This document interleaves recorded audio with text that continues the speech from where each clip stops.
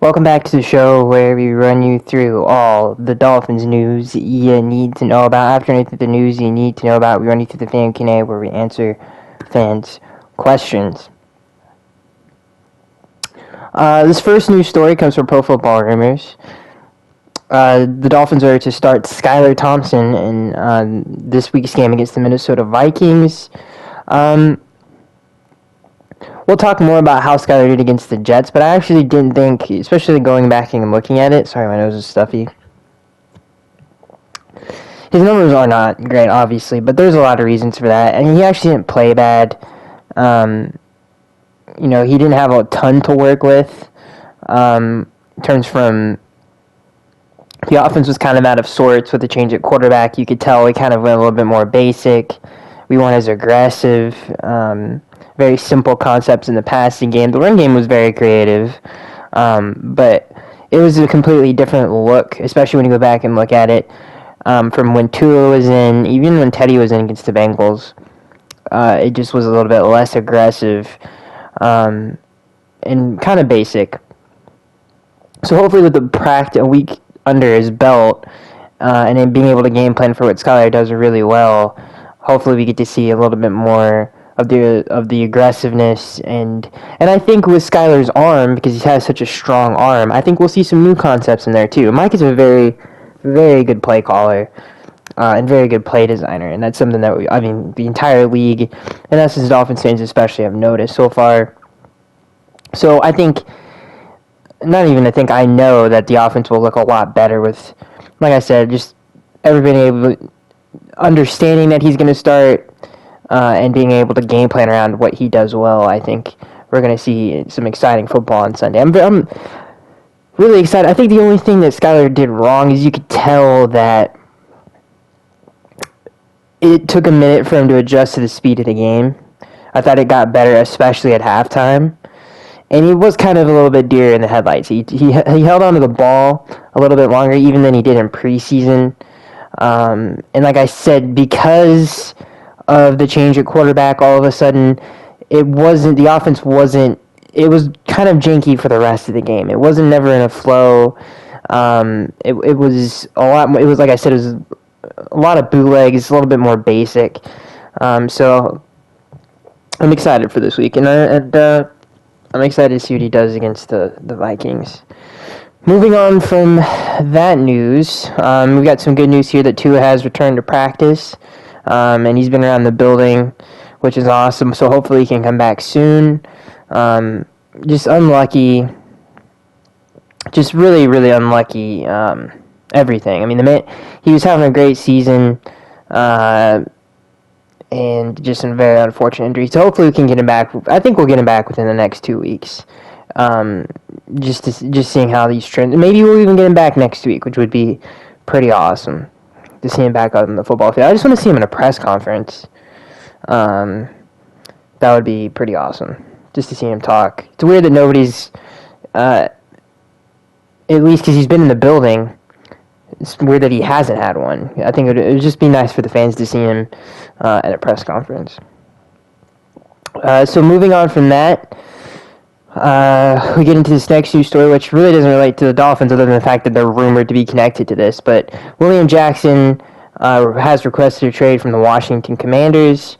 Obviously, a very, very good man-to-man corner, and I think would help out the Dolphins a lot. Xavier Howard's going to come back this week. We missed him in the Jets game and most of the Bengals game. We missed him a lot. They have a serious issue there at that position, especially since we are just going to continue to be in the single high safety look. And Igbenogany, unfortunately, will never, grow into the player that we all wanted him to. He just isn't going to do that. So they need cornerback depth bad, especially on the outside. And since Byron Jones is still recovering from that, either the Achilles or knee injury, they need another guy next to X to make this secondary work, and this defense be a little bit more successful than it has been. So this would be a fantastic trade. I know I've seen some Dolphins fans say that they should save their capital for Roquan Smith, but I'm pretty sure he's a free agent after this season anyway, so that doesn't really matter. This would honestly this would be even a better move than that, in my opinion. They need a corner more than they need a linebacker. That's not even close. Nick Needham, he's done a decent job on the outside, but even he's had his bad moments. They just need another guy there. So if they can get William Jackson, that would drastically change the defense, because the run defense is kind of weird, and it's unfortunate because they're dealing with so many injuries. But the run defense is significantly better than it was a year ago. I know they didn't have the greatest. Honestly, it was only a few runs against the Jets. For the most part, I thought the run defense was fine. I mean, Breece Hall didn't even have 100 yards rushing in that game. The run defense is significantly better than it was a year ago. The pass defense has not been great, and they're giving up too many big plays, too many big third downs, and they're not getting enough turnovers in the secondary. Javon Holland's pretty much taken out of every play because of how he has to be back there, and he has to either double someone, double the number one receiver, or help a corner that isn't like Igbenogany or even I'm skipping on the name, Keon Crossan. He has to help them sometimes, so he's pretty much out of it. And we need someone else who can come in and take a lot of pressure off of X and make the defense better, because, like I said, the coverage is too inconsistent, and it needs to be better. And even Nick Needham, like I said, he even struggles sometimes on the outside. Igbenogany is definitely not it. I would say Crossan is actually, he hasn't played too terrible. He's been okay, but they need those guys back for sure to improve the defense. And it doesn't help to play some of the best offenses in the NFL to begin the year with those injuries, but I feel like they have definitely been missed in that secondary for sure. And like I said, it's unfortunate because the run defense is so much better. But if they were able to pull off a move to get William Jackson, that would be fantastic, and it would really help out and relieve a lot of pressure and free up a lot of people to make more plays. So hopefully they even at least take it seriously, because that is something that they need. I mean, they tried to get Joe Hayden. I would not be surprised if this was not taken seriously, and hopefully these rumors have some kind of merit to them. But it's been reported in multiple places, so we'll see what happens. That might be it for the news. There's not a whole lot going on. The Teddy Bridgewater thing is weird. He was ruled out, even though, I guess he's still in concussion protocol, even though I guess he could have been cleared by the time the game started, but he wouldn't have been able to practice all week. So it's kind of a weird situation there. Obviously, the ping pong table stuff is pretty funny, but that's not really news. Let's move on to, we'll move on to this game, and we'll start with the offensive side of the football. The pass game was the deficiency of the day. I felt like it was way too conservative. Like I said, it was a lot more, I guess, predictable and basic than it normally would be, especially with two in there. We had too many times where we either got stops on fourth downs, we had really good field position, and we just didn't capitalize on it ever. And we can never get a rhythm in the offense, and that's what happens when you change a quarter, and an entire game plan basically goes out the window. And it showed on game day, and it's unfortunate because they had a lot of moments where they could have taken the game over, and they just couldn't do it. And not to mention the safety call, which was a bad call. It just got off to a bad start, and then the injury to Teddy. And like I said, the offense really never got into a rhythm on a consistent basis. The run game was nice to see that get going for sure. Raheem Mostert going over 100 yards, 18 carries, 113 yards, 6 on average. That was really nice to see. Hopefully they can keep that up. Obviously, the pass protection in this game left a lot to be desired with the injury to Teron Armstead. They just had too many injuries in this game. And I feel like even with the injuries, it was still a really well-coached game. And they still could have easily beat them. They could have easily beat the Jets. So I'm actually not too upset about it. with all the injuries that happened, it sucks that we've lost 2 games in a row and with the injuries and stuff, but I'm happy with the way that they played as a team. And still could have easily won this game, like I said, but yeah, it just sucks that the offense was just never gotten any rhythm after the Teddy injury. And again, it was nice to see the run game going. Hopefully Armstead can come back healthy. Obviously, he's seeing the toe specialist. Hopefully he can get that figured out and get him ready to go. And like I said, one thing I will say, with Skyler in the lineup, I think they can utilize more of the field with Skyler. It comes down to how comfortable is he playing in an NFL Sunday game. That's what it's going to come down to. And how much trust do they have in him? And that's literally all it is. And I think it says a lot that they were so confident in ruling out Teddy so early on in the week. I think that says a lot about the confidence that they have in him. So I'm excited to see what he does. It wasn't that bad against the Jets. There wasn't a lot of people open. It was tough all day. The pass protection wasn't great. The play calling was, like I said, not what it normally is if he had an entire week of practice. So I'm excited to see what he does. Chase Edmonds has to step up in the pass game. They're definitely missing that third guy, whether it's going to be Chase, Gesicki, or I'm drawing a blank on so many. Cedric Wilson. It's weird because I was watching a lot of preseason stuff of Skyler because he was obviously ruled the starter, and I wanted to say, all right, let's go back and look at some of the Skyler stuff. It's weird that Eric Ezukama hasn't been activated yet. Because that is something that this offense has needed all year, is just that third guy, to have a consistent third guy, to be that kind of possession receiver, just to give him another threat underneath. And that's something that the Dolphins have missed. And hopefully that can kind of turn with some of the Chase Edmonds stuff. And, they had a lot of drops in this game too, so crucial drops. Chase Edmonds had a bad drop, and then one of the backup tight ends, I can't remember, I'm skipping, his name's escaping me right now, had an awful drop that would have set the Dolphins in for pretty good field position. So that's something that the offense needs, is just another guy to be active in the pass game. Because if the run game can be consistent with Mostert, then this offense it's really hard to guard. So hopefully someone can step up. I would love to see Eric in one of these games. I really would. He's a great run blocker too. He's a big dude.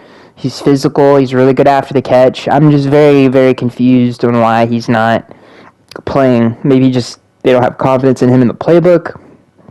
He outplayed Craycraft the entire preseason, so it'll be interesting to see if he gets activated soon. So defensively, it's some of the stuff that we've already talked about. They're just missing. They really just couldn't overcome the injuries. One of the things that's really bothering me about this team this year is the zone coverages are too basic. They're way too basic. And teams take advantage of it a lot. I mean, I could put up a highlight reel of Andrew Van Ginkel getting stuck in coverage and teams just taking advantage of that. And that's something that Josh Boyer has not done well, is he doesn't have a big wide variety of different coverages that he can go to other than man coverage. And he gets very creative with the man coverage.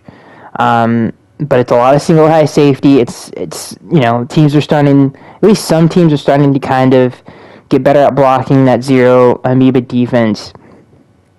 And any time that we try to switch it up to go to cover 3, and we don't run a lot of quarters coverage, it just is too basic, and teams take advantage of that. The deep comeback to Corey Davis, which set them up in great field position after the missed field goal, that's a really good example of that. And it's just, I wish that we had more pitches to throw, I guess is the best way to put it, than we do right now defensively. But what we do is really, it's aggressive and it does work. It just, we don't have the horses to run it right now.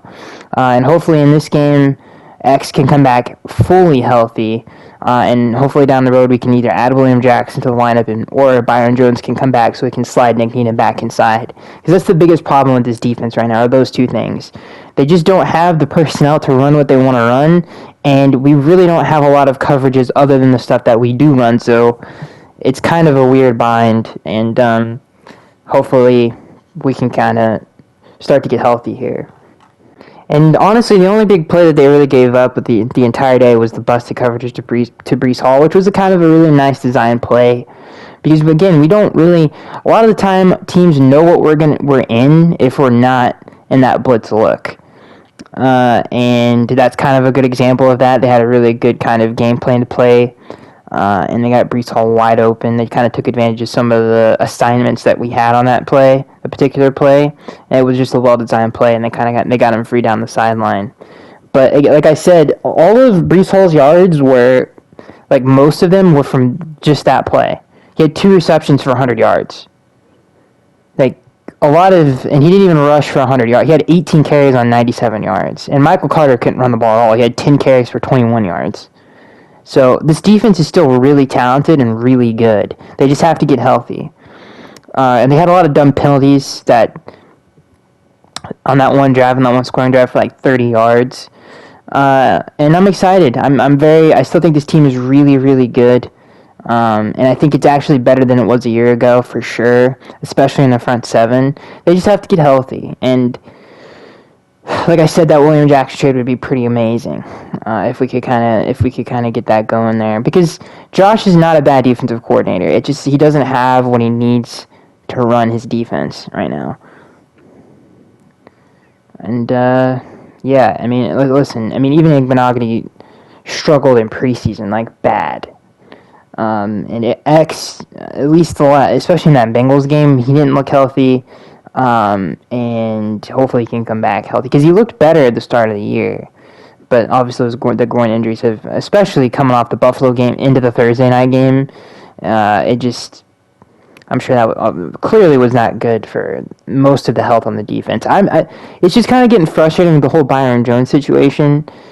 Anytime we don't get a very detailed update on it, and it's like, man, how many more games is he going to miss? I mean, he missed the entire offseason. He's missed this many games so far. It just sucks that we can't get him on the field right now because we could have really used him, especially in the last 2 games. I think those 2 being healthy would have made a huge difference. But that is it, ladies and gentlemen.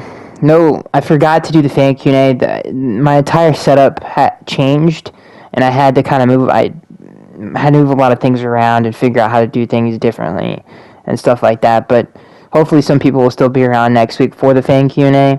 I'm very excited for this game, this Vikings game. I have not given up on Skylar Thompson yet.